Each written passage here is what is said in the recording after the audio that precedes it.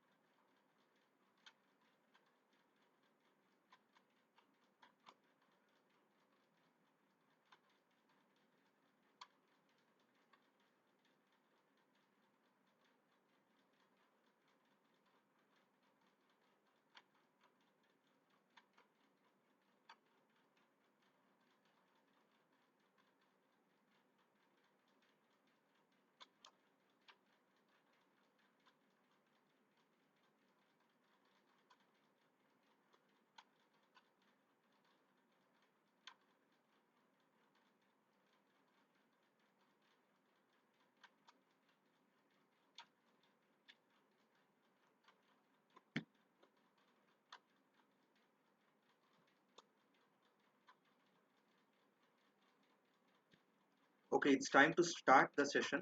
It's already 5 minutes past the starting time.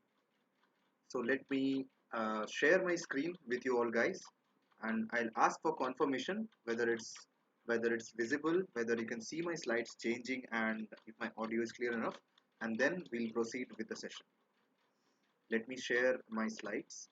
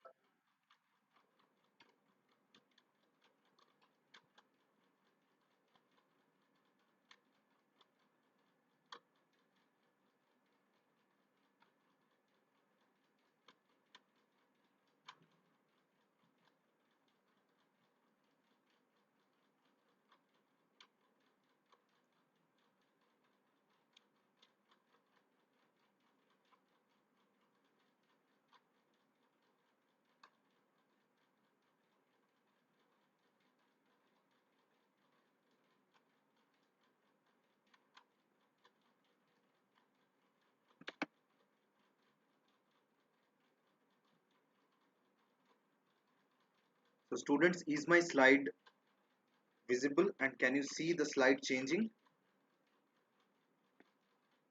and is my audio clear enough?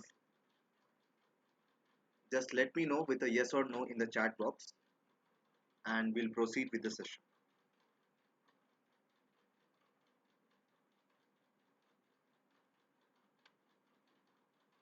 Yes, great, good.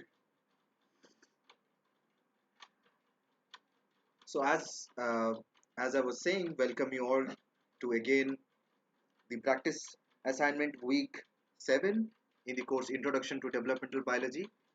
The course instructor is Professor Subramaniam, and my name is Ashutosh. I'm a PhD scholar at IIT Kanpur. I'll be the TA for this session and also the upcoming sessions. So the format will be same as I explained in the start of this session. We'll solve 10 exemplar questions, which won't be the exact assignment questions which you will be facing, but similar to those picked up from the concepts of covered in the week lecture 7 series. So we'll do 10 such questions. We'll try to find out the correct answer among the multi-choice questions. And after you guys answer your correct option, I'll reveal the actual correct answer, and we'll understand why the correct answer is the correct answer. And you guys need not feel shy about, be confident. It's okay if your answers are wrong. We will eventually understand and clear our doubts about this subject, about these concepts. So you do not hesitate to answer. You just have to mention your answer in the chat box. Okay, starting on with the first question of this session. I'll read out the question for you. Assume that X and Y are two different species that develop according to the concentration gradient of a particular morphogen. Cool? Assume that X and Y are two different species that develop according to the concentration of a particular morphogen. If cells Y, small y from capital Y, cells small y from the species capital Y are transplanted to a location small x in the capital X species as shown in the figure, what will the resulting X look like? So if you transplant this region small y out of this species capital Y into this area capital X small x area in the capital X species, what will be the resultant looking like? What will the resulting X looking like? Okay, and your options are A, B, C, D, E, F, G, H. So there are 8 different options, 8 different patterns. Now you have to tell me which is the correct answer for this question. What will be the resulting pattern when a region of Y is transplanted to into X? So guys, please read the question very carefully. The questions can be very tricky, and you have to apply the concepts of morphogenesis here and answer this question. Let's wait for 2-3 minutes to collect some answers from the students and allow others watching this video to think about the answer. After a couple of minutes, I'll reveal the correct answer and we'll understand and a brief description about why the correct answer is the correct. Okay? Okay, let's wait for 2-3 minutes to collect some answers.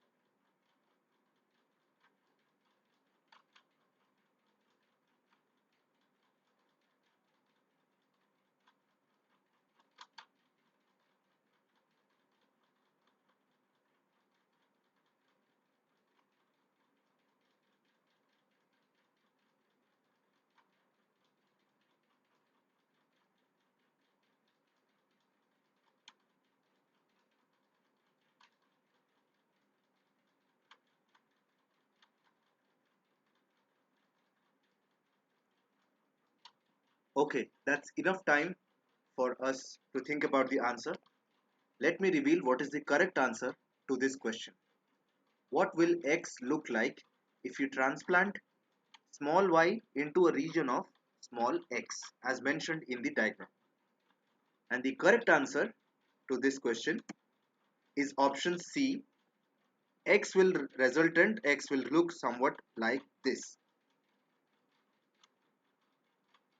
It's not A, it's not B, it's actually C.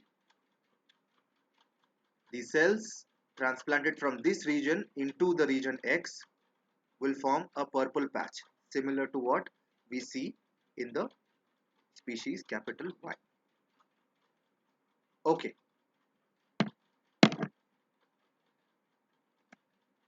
let's understand what is the concept behind this. It's a very celebrated model proposed by the proposed by the scientist Louis Walpert, and this model is known as the French flag model. French flag model represents the morphogenesis patterns.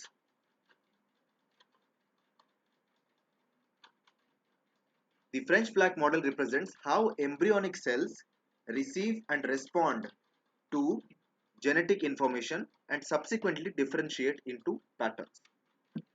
So through this model, via understanding this model, we'll be able to figure out how cells respond to different morphogen, different genetic information, and how different cells differentiate into form different organs.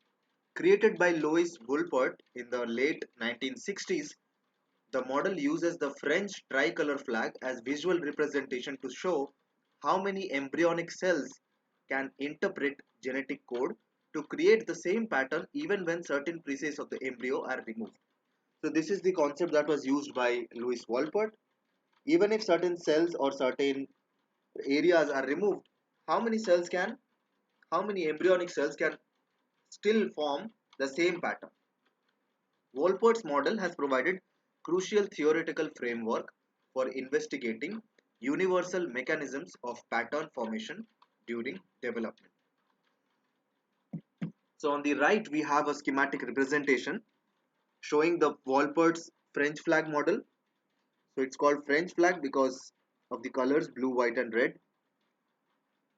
So on the x-axis, we have the source, and there is a gradient, there is a sink. So between source and sink, there exists a gradient. Source is the source of production of the morphogen, and sink is the lowest uh, amount of morphogen present. And between them occurs the gradient, and from the source to a distance of a certain gradient will form one kind of cells, the blue cells, or will differentiate into one kind of genetic program. While below, so that is known as threshold blue.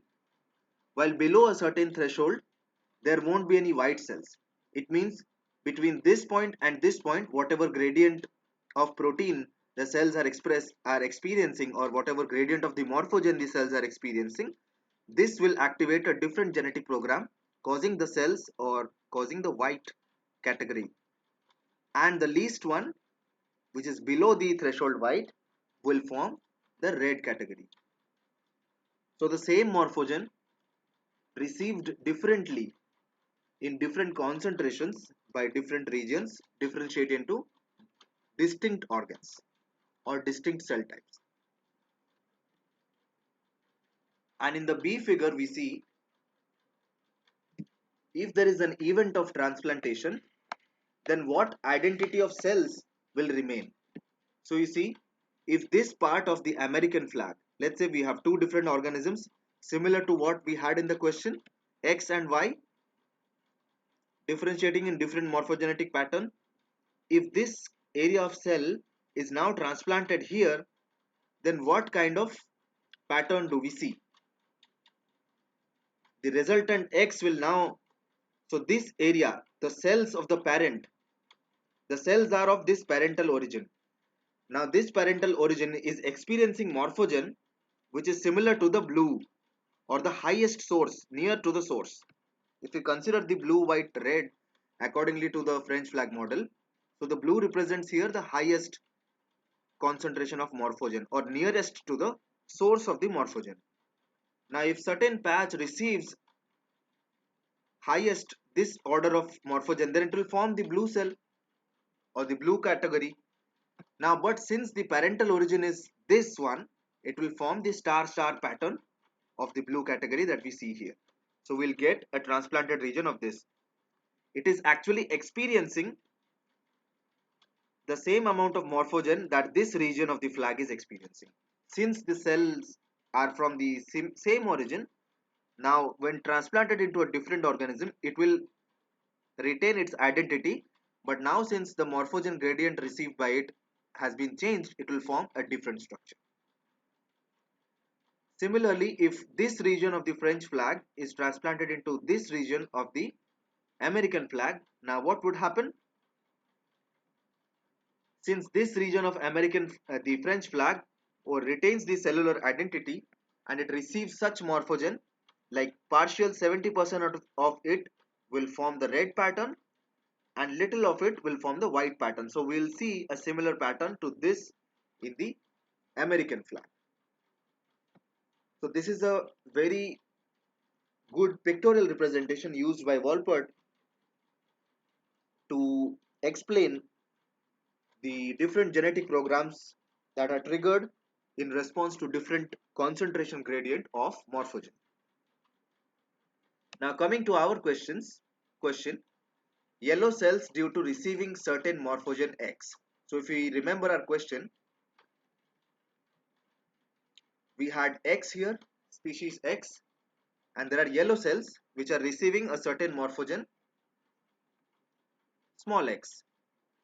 Blue cells due to receiving same morphogen X. Now if you transplant the blue cells into the yellow one, blue cells maintain their cell identity from the host species.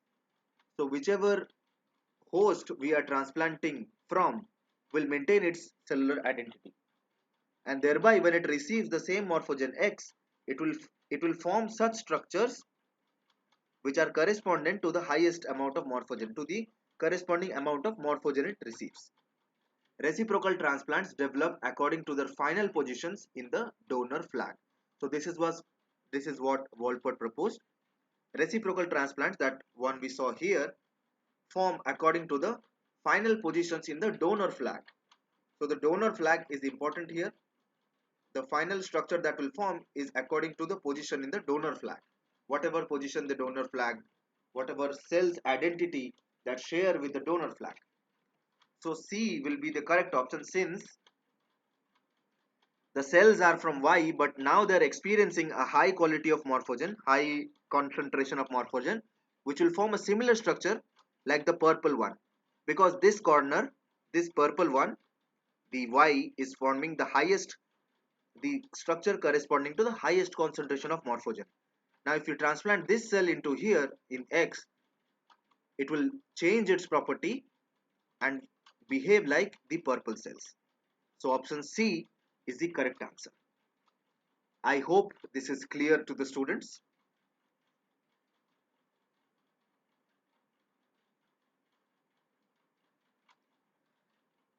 Yes, good, great. So we move on to the next question, question number 2.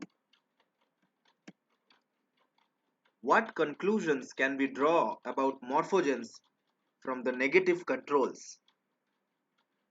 What conclusions can we draw about morphogens from negative controls? Option A: cells that lack the appropriate morphogen receptors do not respond to the morphogen. Option B: neighboring cells influence each other. Option C: cells respond to the concentration of morphogen that they sense.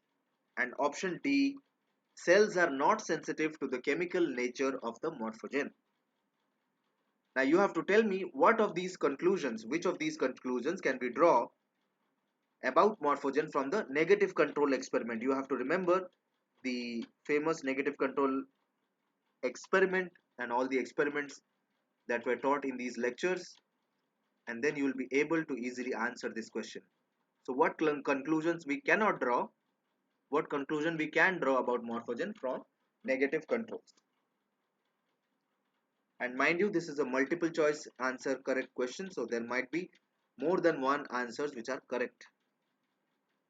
Let's take a couple of minutes to collect some answers, and later on I'll reveal the correct answer and we'll briefly understand the experiment and the explanation.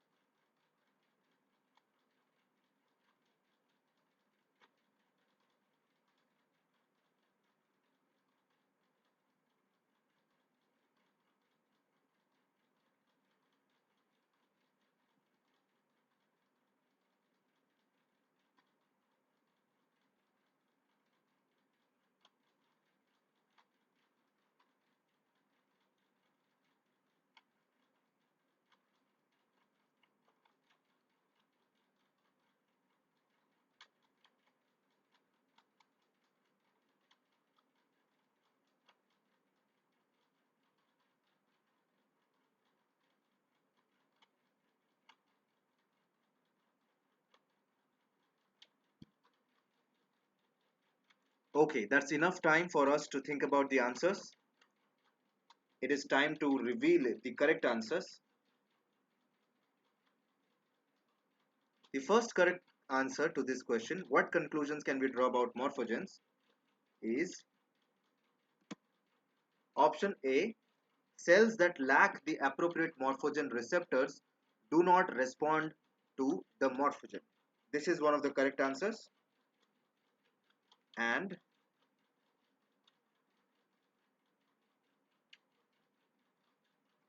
next correct answer is option C. Cells respond to the concentration of morphogen that they sense. So these are the two correct answers that I was talking about.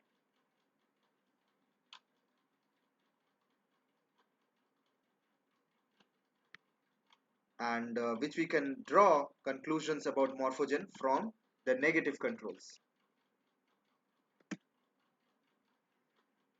Now the experiment performed by Chen and Skier with nodal gradient in zebrafish is the experiment that the question was talking about, where we can find out what really negative controls, how are they important.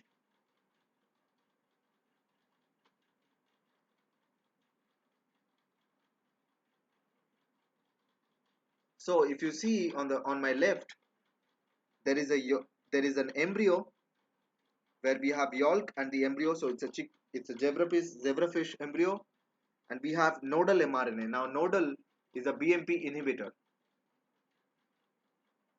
Chen and Skier injected the nodal mRNA with along with a dye, so they can track where the mRNA is moving into or to inject into the embryo.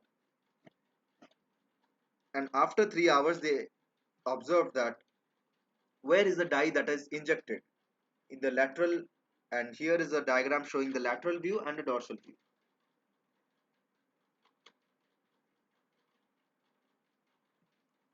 So if they inject 4 picogram of nodal mRNA, so the first cells that receive the highest concentration of nodal mRNA turn on goose coid expression, turning the first few cells into head mesoderm. And the second few cells, the cells which are marked in green 5 and 6, which are at certain distance from the nodal injection, express floating head, which is a marker of notochord. And the later cells 7 and 8 express no tail gene, which is a marker of muscles. And 9, 10 are beyond the range of nodal. And the injected mRNA was 4 picogram mRNA. Now when they injected 0.4 picogram nodal mRNA, which was mimicking the concentration received by cells number 7 and 8, the purple, they saw that the first two cells where the injection was made expressed no tail, which is a precursor for muscles. So we can see that upon increasing distance, the concentration of nodal mRNA that is received by the cells determines the kind of genetic program that will turn on in the cells. So we saw that when these scientists injected 0.4 picogram, they found out that okay, now it is behaving like a cell number 7 and 8. Now when they inject 6 or 60 picogram, it is too high of a nodal mRNA. Now you see all the cells till 1 to 8 start expressing goose coid or head mesoderm. So these experiments tell us that the amount of morphogen that a cell receives or sees turns on different different genetic programs in the corresponding cell. So that's how different cells can differently react to the same morphogen.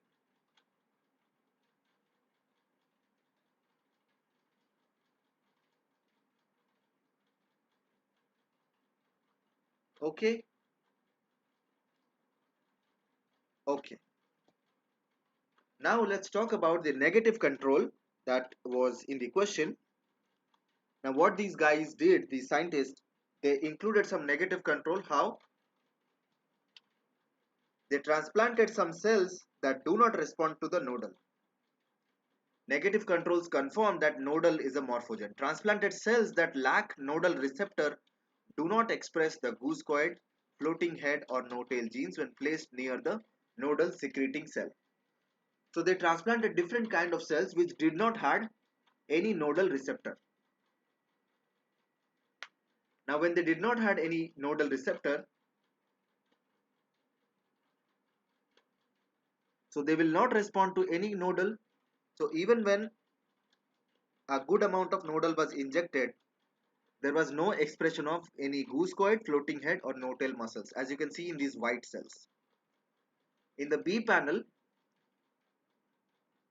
such unresponsive cells do not block farther away from expressing the appropriate floating head and no-tail genes, indicating that nodal diffusion is the most likely means of signal transmission. So what they did was they replaced only a certain number of cells with the nodal unresponsive cells, and they saw that only those cells did not respond to nodal, but it did not block the range of nodal or the expression of nodal related genes in the further cells. It did not affect the further cells. The further cells which are farther away from the nodal source started expressing floating head and no tail as usual, as we saw in the wild type scenario.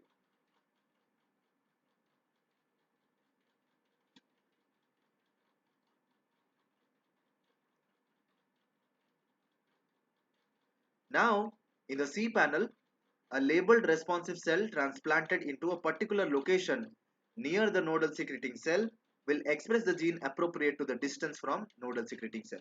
So what they did was they labeled a cell which is now responsive. Now they put this cell in different region of nodal expression according to the concentration gradient, and they could see that the cells which is correspondingly seeing the gradient of nodal express the particular gene, such as here when a cell is transplanted at 6th position, it expresses floating head.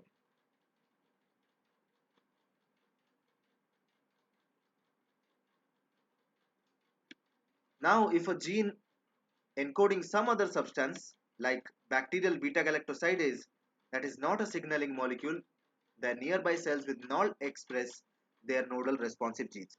So again another very good negative control. If it is not nodal, something else, then the cells won't respond to the nodal since there is no nodal, and they will not turn on the expression of those nodal responsive genes such as goosecoid, floating head and no-tail muscles.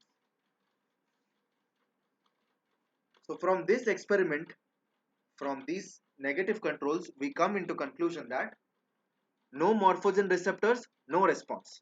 So we saw that if cells do not have nodal receptors, then there is no response. No morphogen receptor, no response, and cells respond to concentration of morphogen, which is enhancer modality.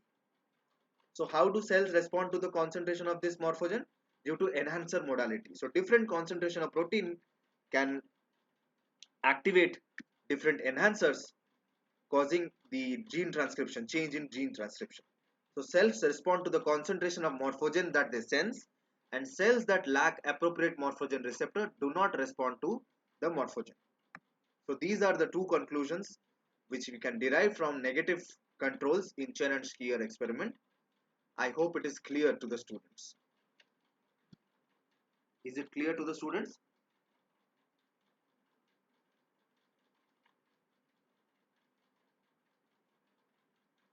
Great. Cool. Let's move on to the next question.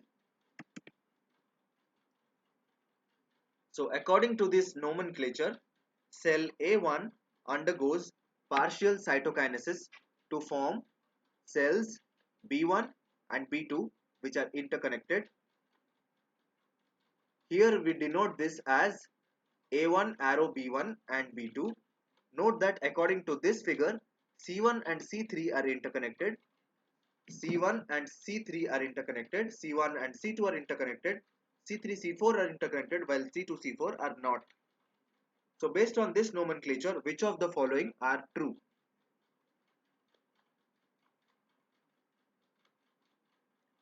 B1 to C1 C2, B1 to C1 C3, C4 to D4 D5, D2 to E6 and E2, D5 to E9 and E10, D2 to E6 and E5. Okay. Now you have to tell me what is the correct answer to this question. For a tip, I can tell you that you have to remember the oocyte maturation process in Drosophila. Then you will be able to answer this question very correctly.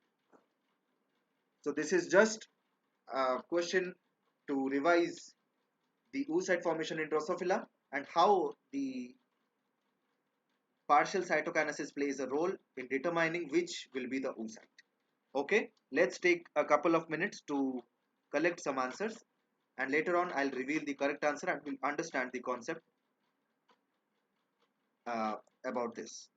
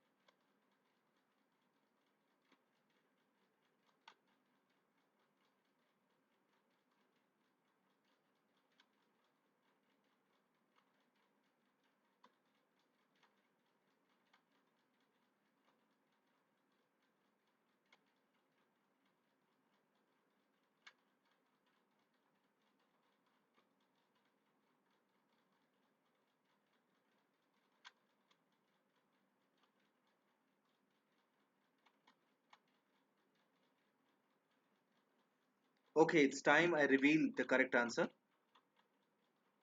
We have collected many answers. So the first correct answer to this question is option A, B1 to C1 C2. So if B1 undergoes partial cytokinesis, then it will give rise to two daughter cells which are interconnected like this, C1 and C2. Okay, and the next correct answer is D2 to E6 and E2. So D2 will form E6 and E2. So these two cells will be interconnected.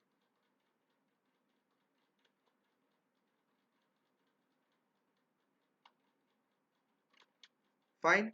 So these two are the correct answer to this question.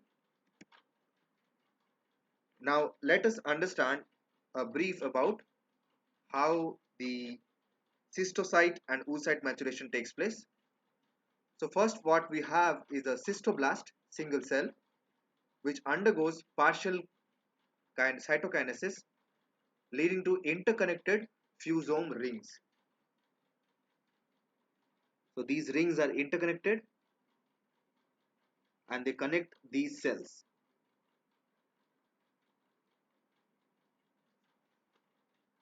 So this cell will divide, and number 1 is the first interconnection. Then this each cell can divide further into two, forming an interconnected daughter cell. So this is the first bridge. Then we have two other bridges. Similarly, third division, fourth division lead to more complicated interconnected cells. So finally, after four such divisions, we have a nest of 16 cystocytes, and each cystocyte is capable of forming an oocyte. So we have 16 prospective oocytes. So this is the we how do we know what are the daughter cells that are coming from the parent cell? If the cytokinesis is partial and there is an interconnected fusome ring, then those two daughter cells have come from the single parent.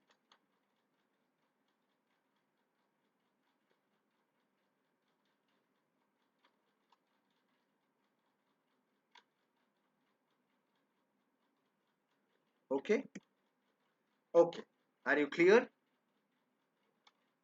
So all we have in these fusome connections are centrioles, intercellular bridges with fusome, polyfusome, and cystocyte nucleus. We have the nucleus, we have the fusome, polyfusome connections. Polyfusome is the connection of all the surrounding cells and fusome, and we have intercellular bridge with the fusomes.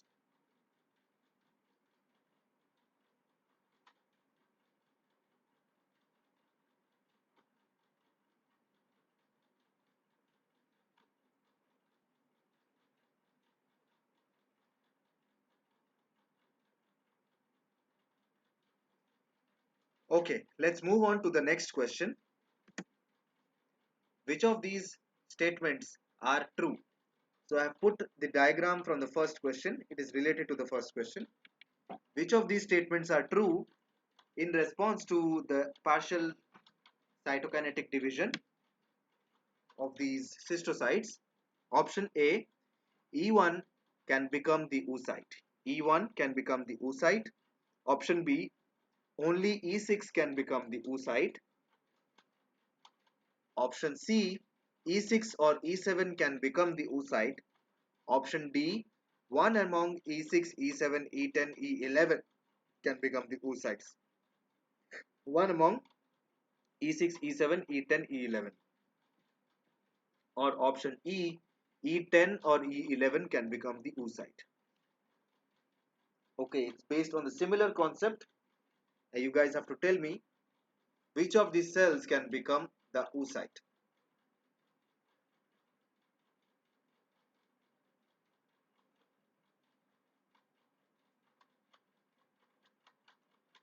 Whether it's E1, whether it's E6, whether it's E6 or E7, or any of the E6, E7, E10, E11, or E10 and E11.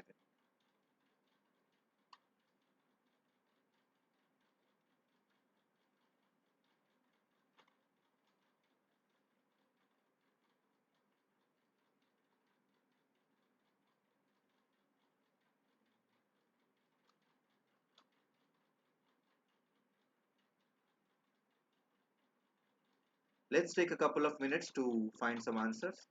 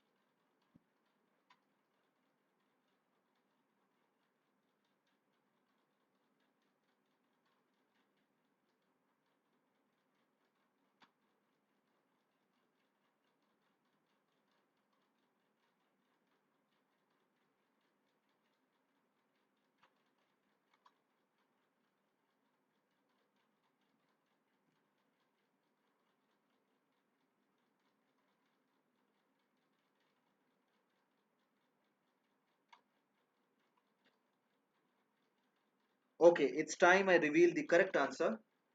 Which of these statements are true? And the correct answer to this statement is option C. E6 or E7 can become the oocyte. So either of E6 or E7 can become the oocyte. And why so?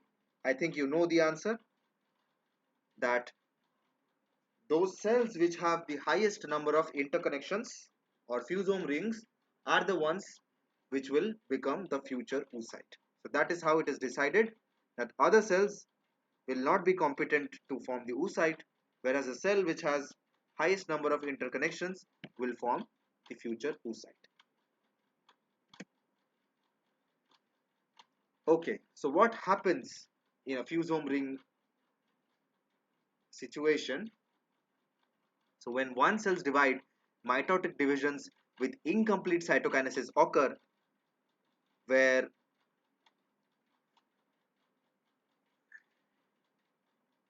there is a ring canal and a structure called the fusome has formed.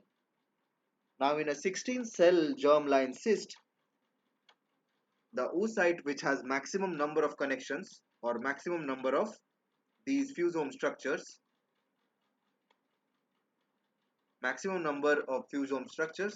will be receiving the highest amount of cytoplasmic transport.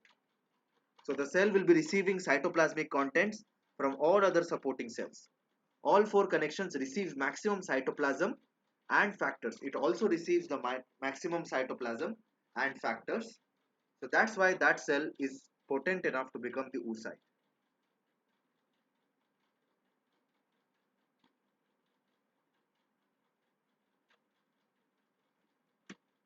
So cystocysts represent the pool of potential egg cells within a female's ovaries. Not all cystocysts will mature into fully developed cells, egg cells. Many of them will undergo apoptosis. So those cells which do not have all four connections will undergo apoptosis. But only the one which is now having all the four connections will not undergo apoptosis and will mature into a fully grown egg cell.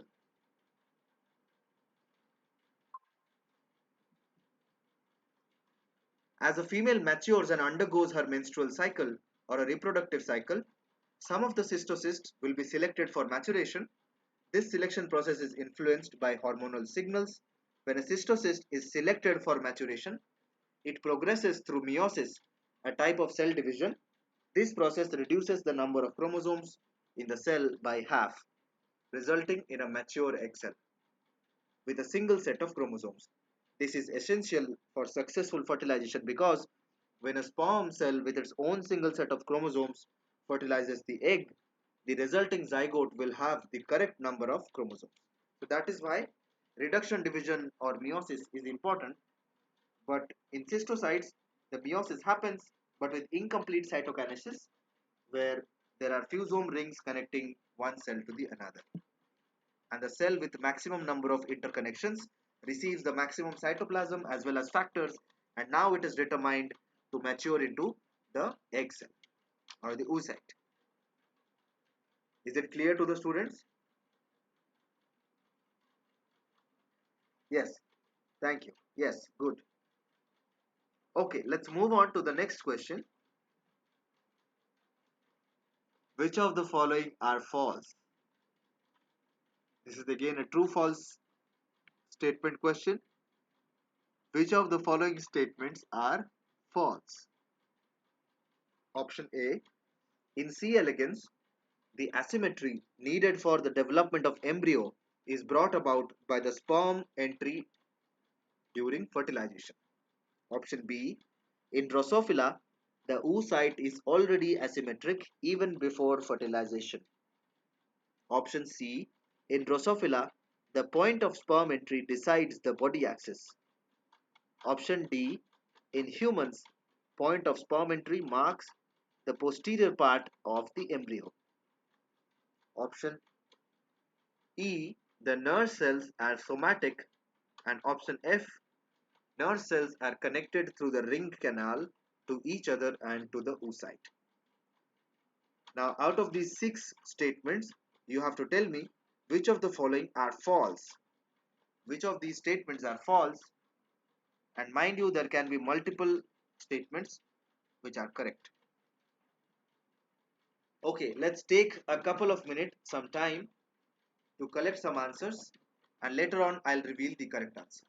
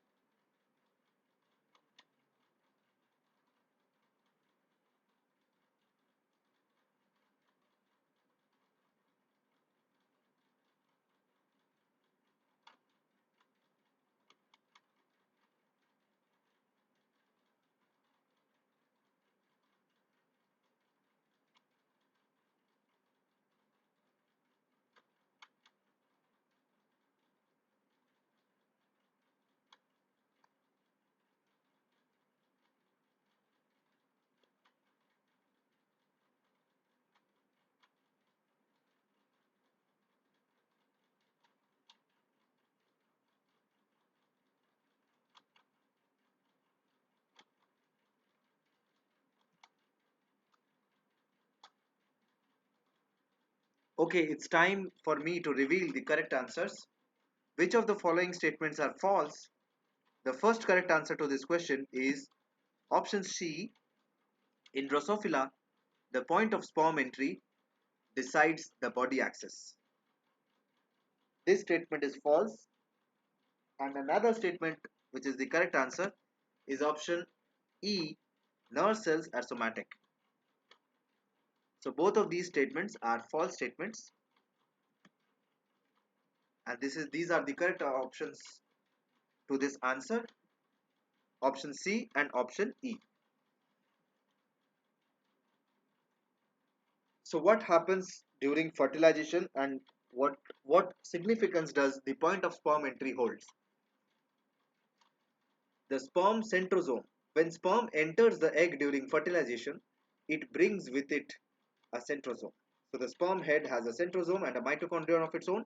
The centrosome is a microtubule organizing center that plays a key role in organizing the mitotic spindle during cell division. So centrosome, wherever the centrosome will be localized, it will organize the spindle formation during cell division. Now in asymmetric cell division, after fertilization the zygote undergoes series of asymmetric cell divisions. The first division of the zygote is unequal, resulting in two cells of different sizes. This asymmetry sets the stage for development of distinct cell fates. And sperm entry in C. elegans not only triggers the development of the embryo but also plays a role in establishing the asymmetry and cell fate specification crucial for proper development. So that states why the first statement is correct. In C. elegans, the asymmetry needed for development of the embryo is brought about by the sperm entry during fertilization. So the sperm entry is an important event in C. elegans fertilization, which brings about asymmetry in development of the C. elegans. So that is a true statement.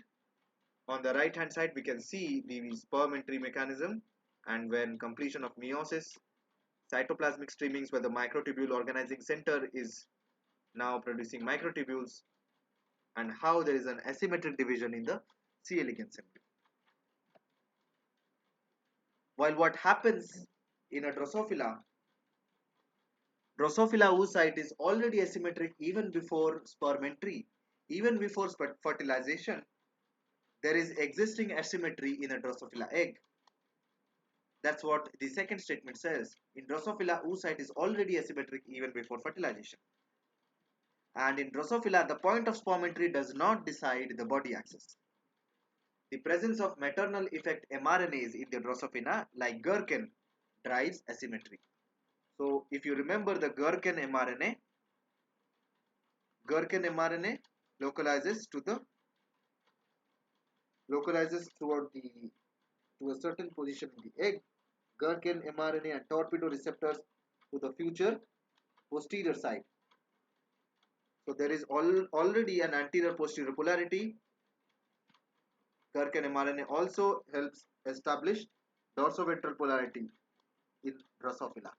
So even before fertilization, due to maternal effect mRNAs like Gherkin, there is already existing asymmetry in the Drosophila egg, even before sperm entry. That's why statement 2 is correct and statement C is false, that the point of sperm entry does not determine the anterior posterior axis. The fly's anterior posterior axis and dorsal ventral axis are specified by interactions between egg and its surrounding follicle cells. So the egg cell and the surrounding follicle cells interact together to determine the AV, AP and DV axis. Axis specification in Drosophila is independent of point of sperm entry. So this is what I was talking about. Sperm entry does not determine the axis specification in Drosophila, as well as we know that Gherkin mRNA drives asymmetry of Drosophila egg even before fertilization.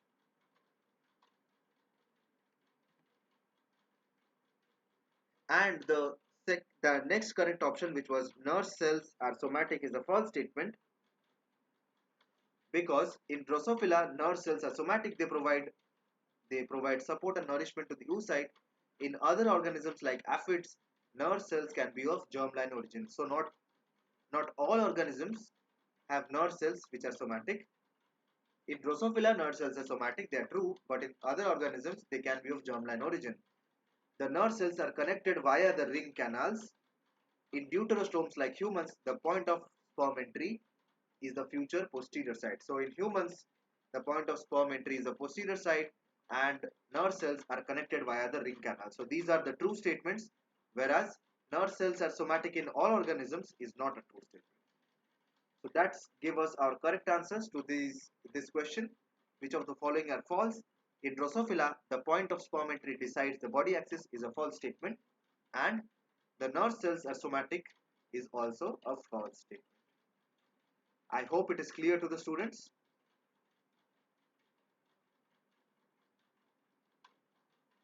Good. Okay. Let's move on to the next question. Question number 6. How is the anterior posterior axis specified in Drosophila during oogenesis? There may be multiple correct options. So this is what I was talking about. How is the anterior posterior axis specified in Drosophila during oogenesis? Option A. Gherkin proteins localized near the terminal follicle cells bind to the torpedo receptors. Option B. Gherkin protein localized near the nerve cells and bind to the torpedo receptors. Option C. The bicoid mRNA localizes near the nerve cells while Oscar mRNA localizes near the posterior follicular cells. And option D. The bicoid mRNA and Oscar mRNA localize near the posterior follicular cells. Option E. The instructions for producing torpedo receptor proteins must come from the oocyte nucleus. So there are these 5 statements, and you have to tell me how is the anterior posterior axis specified in Drosophila during oogenesis.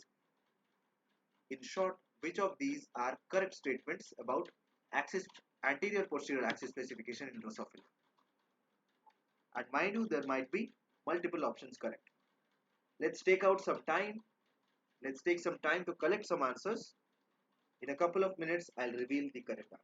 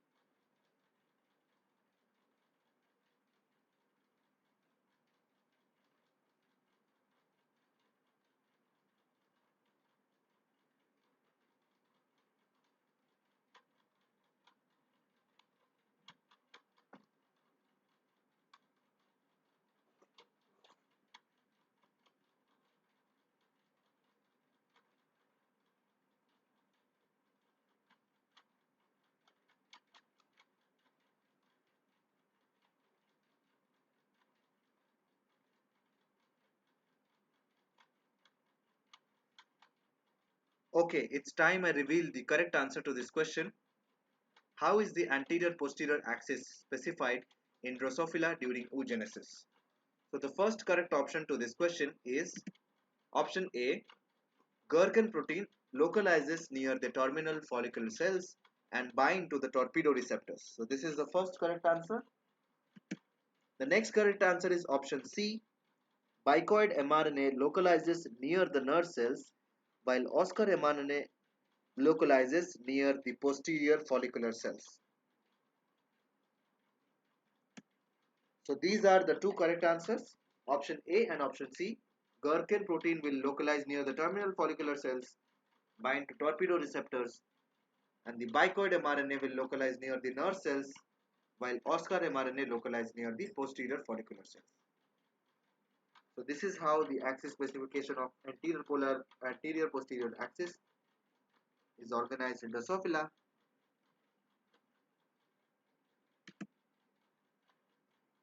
Follicle cells polarize oocyte microtubules.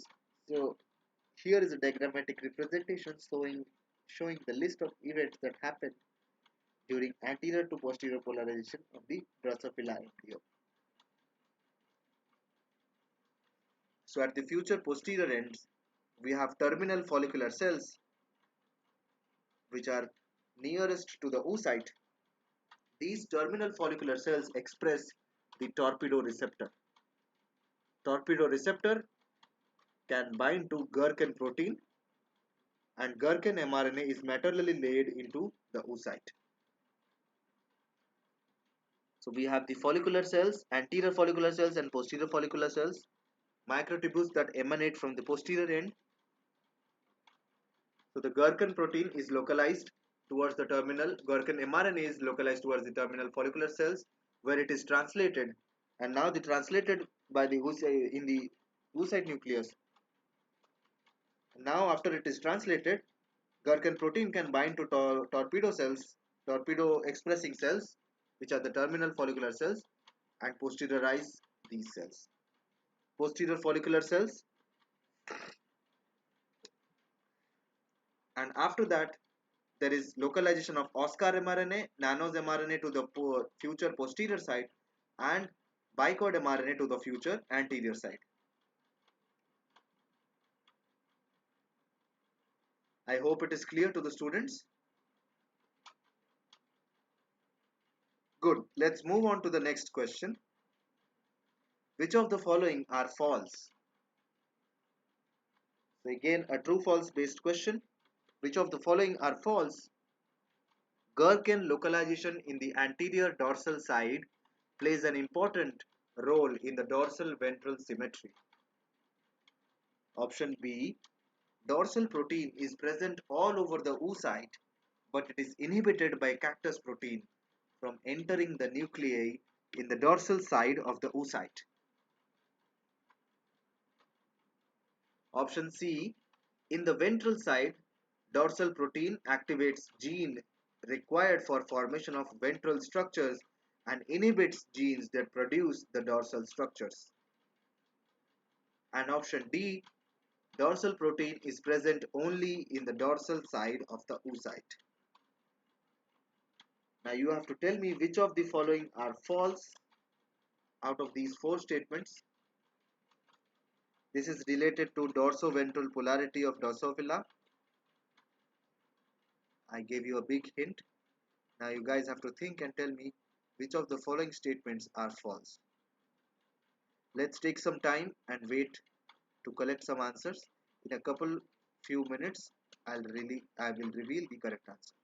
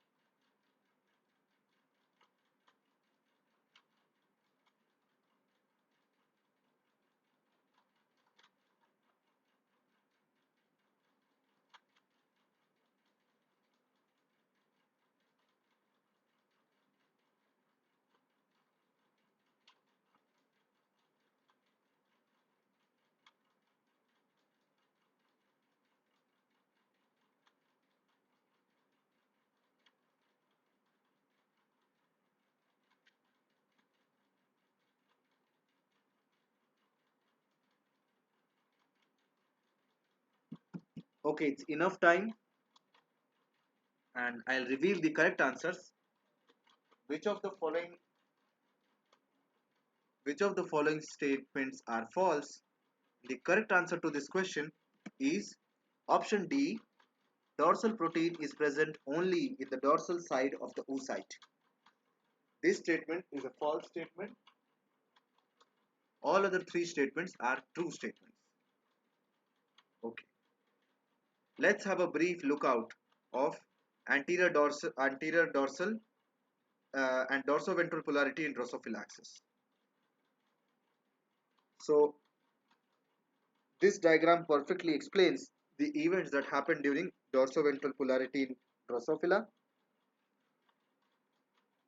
A Gherkin dependent signal from the oocyte induces posterior polar follicle cells. So Gherkin protein received by torpedo receptor expressing posterior follicular cells. Posterior follicular cells signal back to the oocyte. So after receiving the Gherkin protein, these cells, posterior follicular cells, signal back to the oocyte. A second Gherkin dependent signal induces overlying follicle cells to adopt a dorsal fate.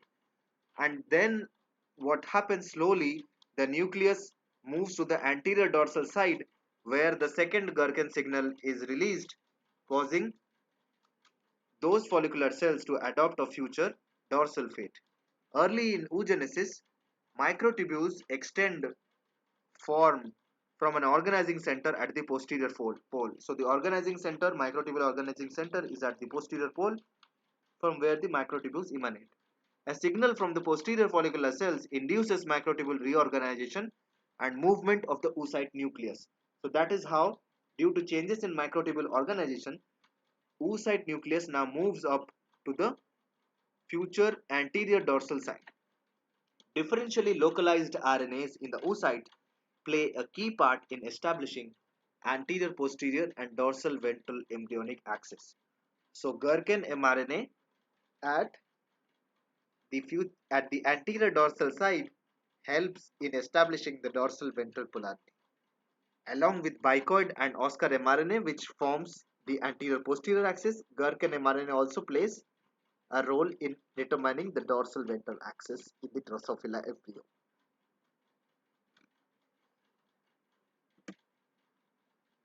Now let us have a detailed look at generation of dorsoventral polarity in Drosophila. So on the left we have the egg chamber or the egg cell. What happens when dorsal protein and what happens in the dorsal side and what happens in the ventral side. So in the follicle cells that are at the dorsal side, there is inhibition of pipe protein synthesis due to presence of Gherkin mRNA towards the dorsal side. So there is inhibition of pipe protein synthesis, and since there is inhibition of pipe protein synthesis, then this pathway is not activated and dorsal cannot go inside the nucleus. It is always degraded by the cactus protein. Therefore, these cells are dorsalized. But the Gherkin mRNA signal is not to the ventral side where there is active pipe protein synthesis. Now when there is active pipe protein synthesis, it activates the pathway which leads to cleavage of cactus protein, which is the negative regulator of dorsal. Now dorsal can move into the nucleus and transcribe ventral fate genes, turning this side to the ventral. So we have pi protein here activating GD, cleaving snake, cleaving Easter, cleaving spatzel. So these are all serine proteases.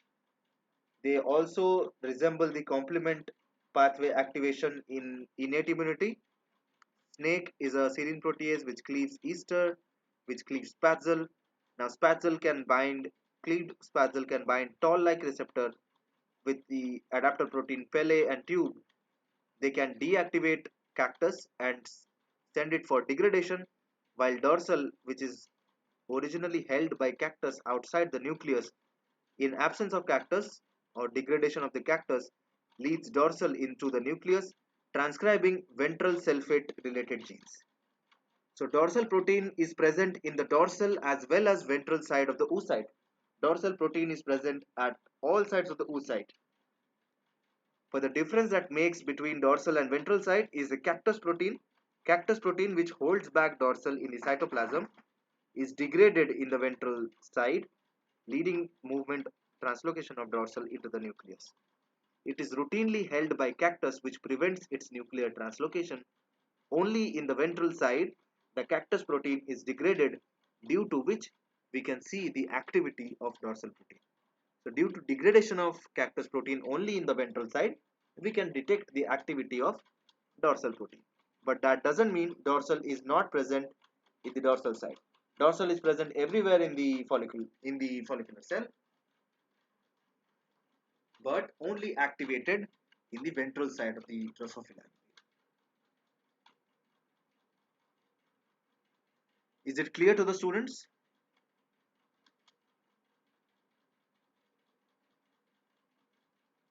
Okay, good. Moving on to the next question. Question number 8.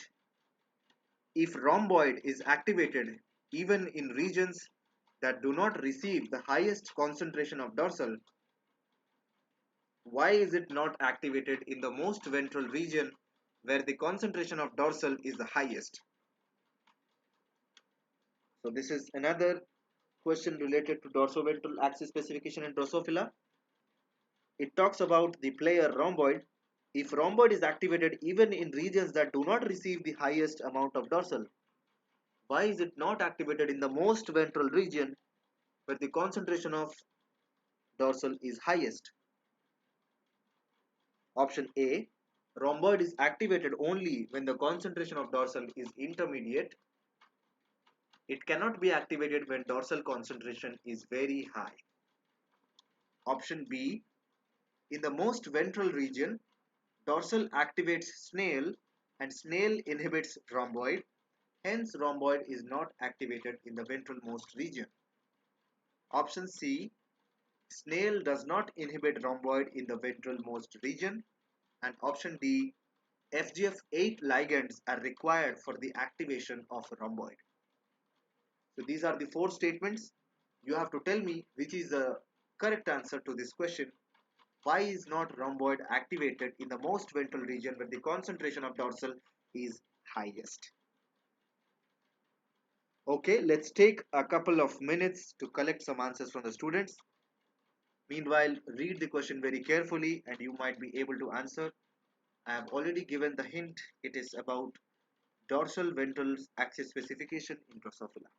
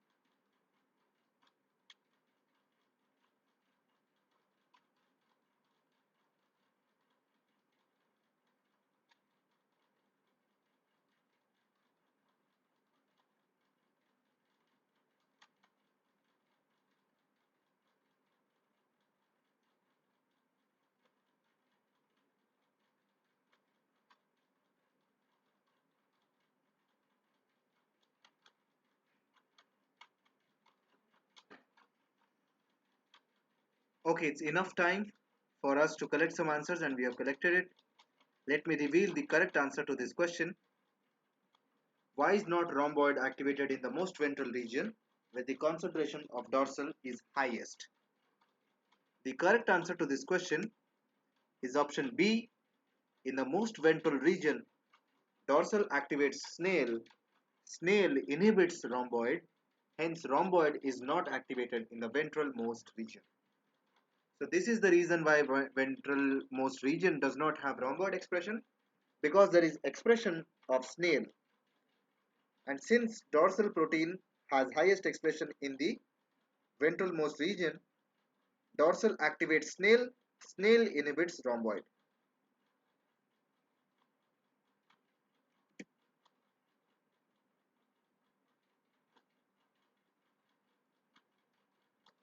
So on my left, we have the diagram telling us the relationship between different players in the dorsoventral patterning of Drosophila. In ventralmost region, dorsal activates snail, which in turn inhibits rhomboid. So dorsal patterning, dorsal inhibits toloid, DPP, Zernold. In ventral patterning, dorsal activates snail. Now snail can inhibit rhomboid. Dorsal also activates twist. Twist can activate itself and activate snail. Dorsal also activate rhomboid. So there is a complex relationship, but wherever there is highest concentration of dorsal, which is the ventralmost region, activation of snail leads to, so this is the domain of activation of snail. Activation of snail leads to inhibition of rhomboid gradient. So that's why in ventralmost region, dorsal activates snail, which in turn inhibits rhomboid expression. I hope this is clear to the students.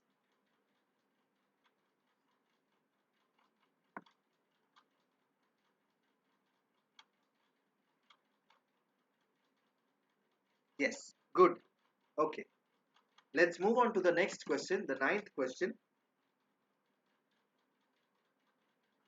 Why is the protein responsible for formation of ventral structures called dorsal? Why is the protein responsible for formation of ventral structures called dorsal? Option A, they named it before its function was known. Option B, it is responsible for the formation of dorsal structures also. Option C, a mutation in this protein results in a completely dorsalized embryo. Option D, though it is responsible for the formation of ventral structures in Drosophila, it is responsible for formation of dorsal structures in C. elegans.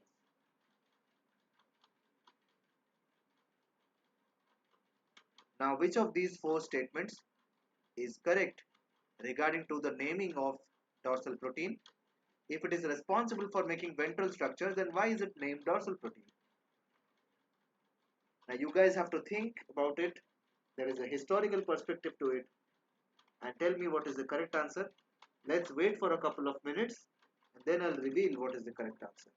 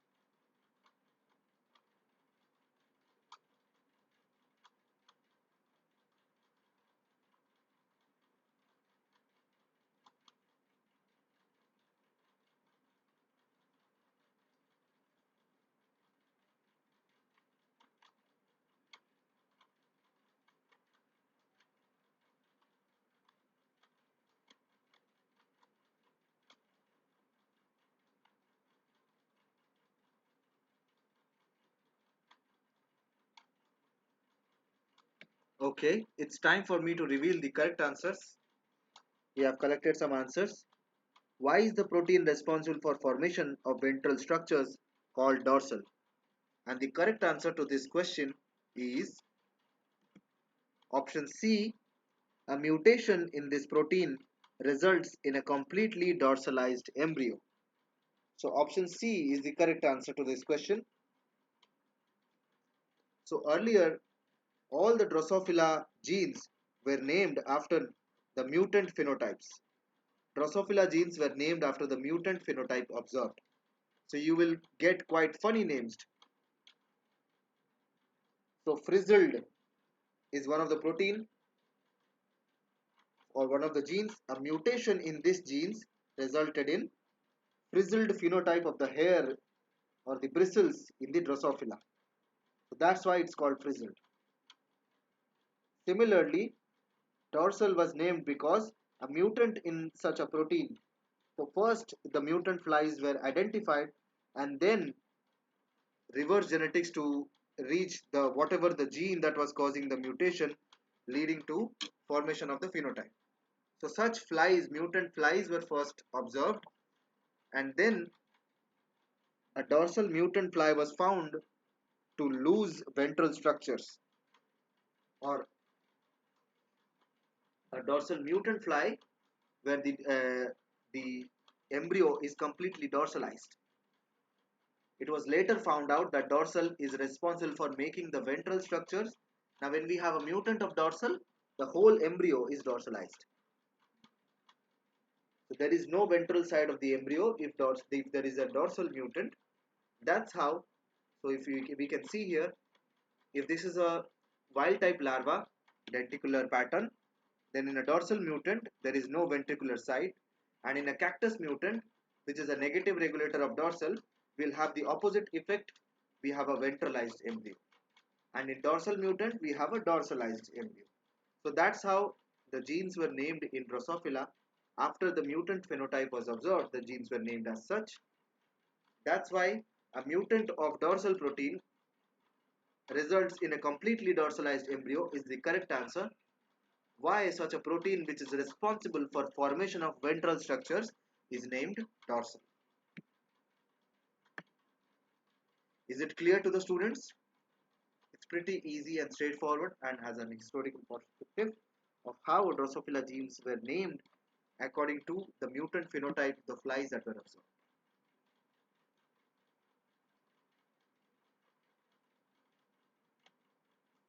Coming on to the next question, which is the final question of this session.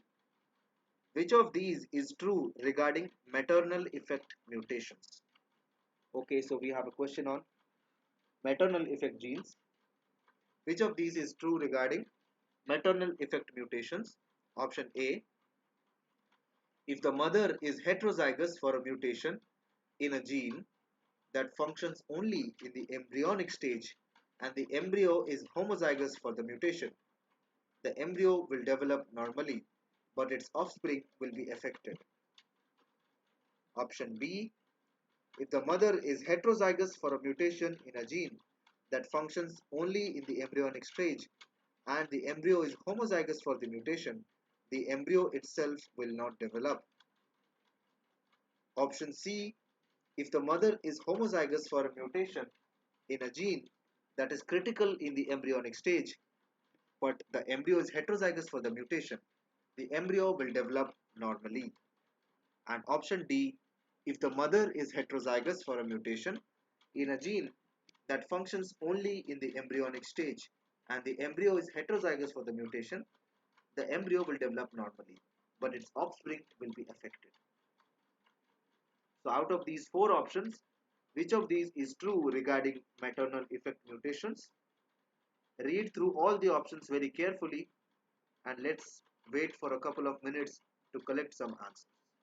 Later on, I'll reveal the correct answer and we'll have a brief discussion about maternal effect mutations and their transmissibility.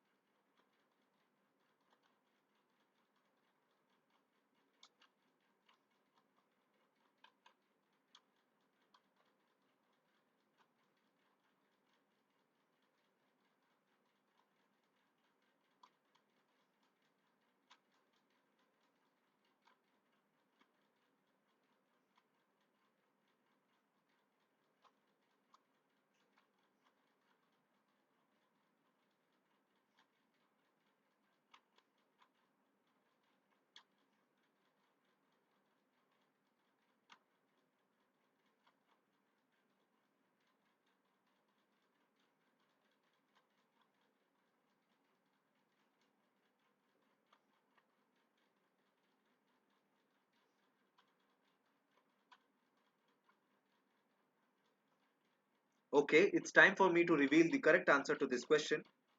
Which of these is true regarding maternal effect mutations? And the correct answer to this question is option A. If the mother is heterozygous for the mutation in a gene that functions only in the embryonic stage and the embryo is homozygous for the mutation, the embryo will develop normally but its offspring will be affected. So this is the rule of transmissibility of maternal effect mutations. So here is a schematic showing a comparison between maternal mutants and zygotic mutants. So maternal mutations do not affect the current generations, rather the next generation will be affected. Maternal effect genes in Drosophila are genes that are expressed in the mother, play a critical role in early embryonic development. Now only have a role these have a role in early embryonic development. So mutations in such genes will not affect the mother itself but the next generation of the offspring. These genes are transcribed and translated in the mother's oocyte before fertilization and are deposited into the developing embryo. So mutation in the maternal effect gene of a mother will not affect the mother itself but the next generation of the offspring. While zygotic mutants are other mutants which will affect the individual itself because it is involved in development of the zygote as such. Now to identify such maternal mutations which escaped the famous Heidelberg screen for embryonic phenotypes, collect embryos laid by the mutagenized female flies and examine them for abnormal phenotypes. Look for embryos that display developmental defects such as abnormalities in axis formation, segmentation or other early developmental processes. Maternal effect mutations often result in the phenotypes that affect the embryo's development before they hatch. So before they hatch, if there is a maternal mutation, the embryonic development will be hampered. Establish heritability. To confirm that the observed phenotypes are due to maternal effect mutations, it's important to demonstrate that these phenotypes are heritable. Cross the females that produce embryos with abnormal phenotypes with wild type males. If the offspring from these crosses also display the same abnormal phenotype, it suggests that the mutation is maternally inherited. So this is the way to identify maternal mutations in genetic screen in Drosophila. I hope this is clear to the students. Okay, good. With this, we have come to the end of our session. We have successfully solved 10 exemplar questions corresponding to week 7 lecture practice problem set for the course Developmental Biology. Let me just turn on my camera. So I'll stop sharing my screen.